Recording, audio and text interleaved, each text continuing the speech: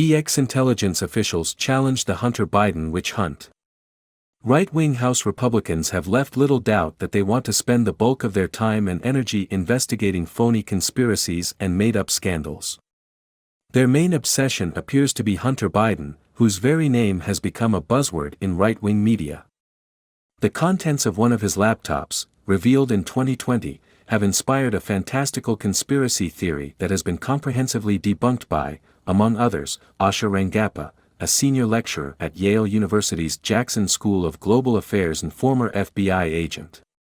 She persuasively applies a basic three-part formula employed by psychologists who study conspiracy theories for disentangling truth from fiction, one that activates the rational, analytical side, rather than the lizard, fight-or-flight side, of the brain. Her takeaway: the conspiracy theorists have reached the temper tantrum stage of the Hunter Biden scandal. Obviously, there is no legitimate basis for congressional oversight of the matter. And that brings us to the current face-off between the Republican chairman of the House Judiciary and Intelligence Committees, on one side, and 50 or so former intelligence officials, on the other. In October 2020, these officials crafted a statement that appeared in Politico alleging that appearance of the laptop and emails purporting to relate to Hunter Biden's time on the board of a Ukrainian gas company, Burisma, has all the classic earmarks of a Russian information operation. As my Post colleague Glenn Kessler has explained, the statement's claims, in contrast to news reports and Democrats' description of the claims, were explicitly limited.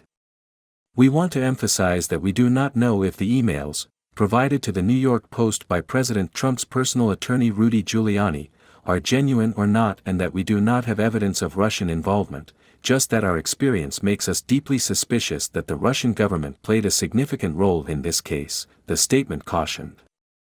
Nevertheless, House Judiciary Committee Chairman Jim Jordan, Republican Ohio, and Intelligence Committee Chairman Michael R. Turner, Republican Ohio, sent letters to the signatories, demanding all documents relating to the statement and directing the former officials to appear for transcribed interviews. If they don't comply, they have been warned, subpoenas will be forthcoming. Perhaps Republicans imagine the former intelligence officials were put up to signing the statement pointing the finger at Russia as part of a Democratic plot to mislead voters. Talk about projection. Whatever the reason for this GOP fishing expedition, it would be a dangerous threat to the First Amendment if Congress could haul in for questioning any private citizen, as the former officials were at the time, to explain an op-ed or open letter. And, ironically, it would be an illegitimate and inappropriate use of congressional power, a weaponization of government, if every president's family members and their associates and defenders could be summoned to testify about a made-up controversy. Several of the signatories are represented by Mark Zaid, who provided me with a copy of a letter challenging the fishing expedition. In a response to the chairman, Zaid notes that the power of Congress to exercise oversight is not unbounded.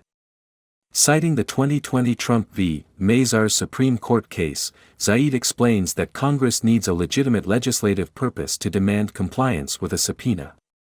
And here, no conceivable legislative purpose exists, he says, only a purely political, partisan exercise that wastes taxpayer money. Indeed, it is hard to divine any legislative purpose for a Republican-led, contorted investigation of the president's son. But I cannot say the maneuver surprises me.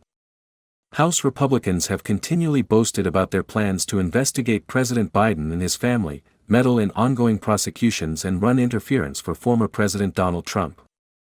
Now, their admission is being turned against them.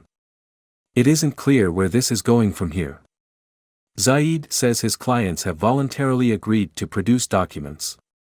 One signatory, Mark Polymeropoulos, who helped organize the former intelligence official's statement, has agreed to sit for an interview.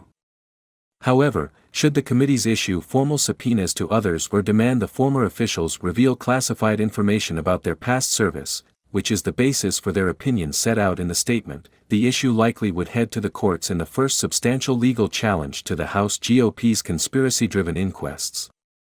The last thing these right-wing congressmen likely would want is a court ruling that their three-ring circus lacks any legitimate legislative purpose and, therefore, cannot compel testimony or document production.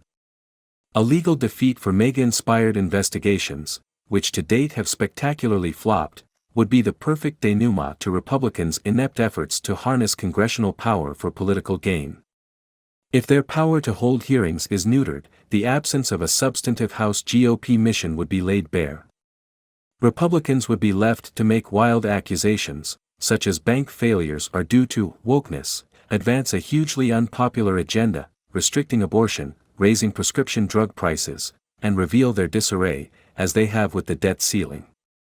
In standing up to congressmen bent on bullying and intimidating witnesses to score political points, the former intelligence officials will have performed a public service, revealing the feckless little men behind the curtain.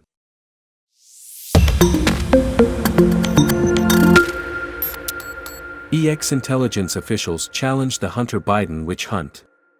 Right-wing House Republicans have left little doubt that they want to spend the bulk of their time and energy investigating phony conspiracies and made-up scandals. Their main obsession appears to be Hunter Biden, whose very name has become a buzzword in right-wing media. The contents of one of his laptops, revealed in 2020, have inspired a fantastical conspiracy theory that has